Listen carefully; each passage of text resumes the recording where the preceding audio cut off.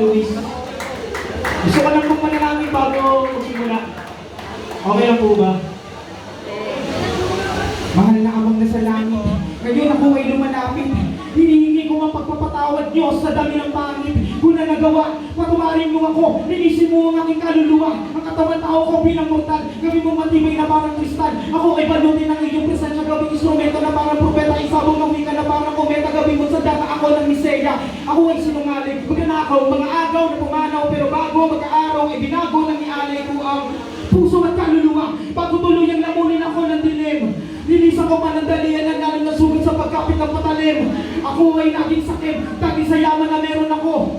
Ngayon ko lang natanto, ikaw pala ang kailangan ko. Sa ngalan mo bilang ama, at isa sa iyong anak, ako ay nagpapasalamat dahil hanggang ngayon naging tiyak ang aking landas. Tamang daan na papunta sa iyo, tunay na dakilang pagmamahal mo sa katulad ko. Wala pong malakas na palakpakan dyan. Yeah, yeah. Ang tayo ko ng kanta ko, wasak. Salamat po sa pagbuo. Yeah.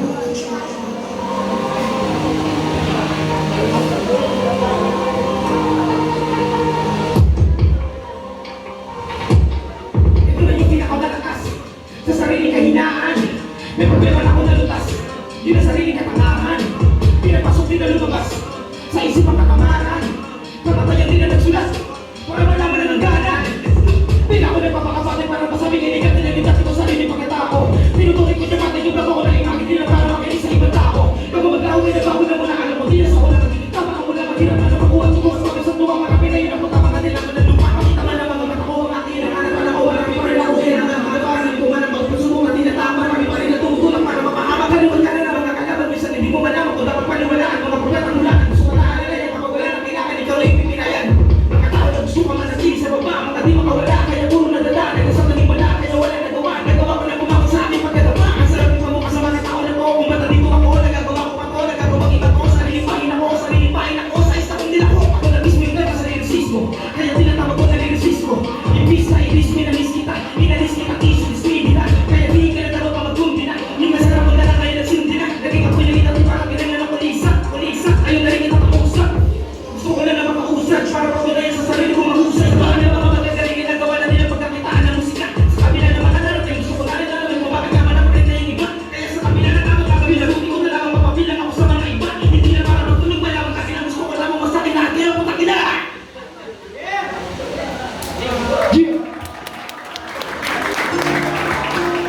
Ito po yung biktima.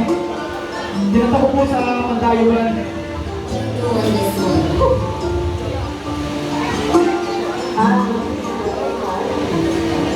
Kami nagbago, mga tao na halusulat na sa sarili na katitungan. Mga napalam sa problema kaya kinahantungan. Kamatayan doon nakapasukan. Kami na mabigtira, maging kapag-ina. Pagdibata na wala pa sa 15. Nakakapanghinayang kami na sa sayang. Bigdiba na kayo ako sa maling akala. Mga paniniwala sa mga nakapatao. Kaya di ko maalala ang Diyos. Kumakala mo rin ang pagiging maligay sa maling ginagawa mo na kakamali ka.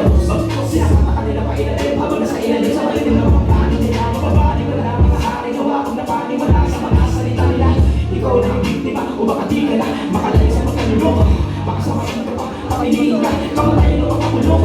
Huwag mong sabihin na, dinagam mo na, makagam mo ng mga bulong.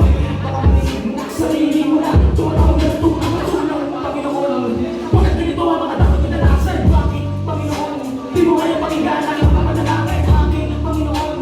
Bakit ganito ang mga dapat pinalasan? Patawad, Panginoon, pakinggan mo ang sigaw aking mga panalangin. Tumatawag ang mga makayo sa buhay, nakakataon maging kapag ginagawa ng buhay, nakasalali sa kami ko ang mabago ng buhay, nakakatali. Pero paano kung gayahin ang pangalan ko? Ang buhay na nakasalali ang paghinayaan ko, maaaring maging tama sa mata ng mga bata. Akala din na tama ay magiging maluwag, kaya di nila akala na mali ang bawat tama. Kung sarili mo parang naman gumawa ng mga bagay na dinanas mo ng ka para sa ako. Tutuloy ko sarili mo kaluluwa, ang nililito sa malalim na balik. Ito ay para sa iyo, hindi para sa magsasabi ko ano ang nalitama sa gila ko ng mali. Nais ko na nalinapin ang isipan ko, baka sakali makitama ko na nagawa mo na mali. Ito mo ako umuwi.